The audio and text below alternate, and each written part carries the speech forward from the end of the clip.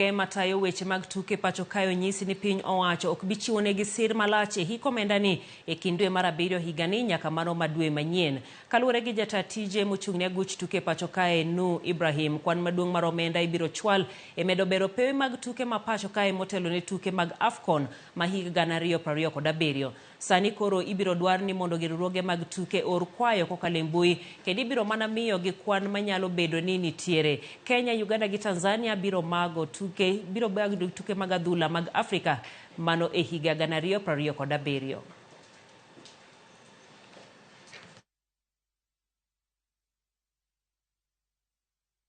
We are now going forward to automate these applications. We'll have a system whereby federations don't need to come physically to our offices or the ministry offices. They just log in from there they are, and then they'll be able to track their requests online.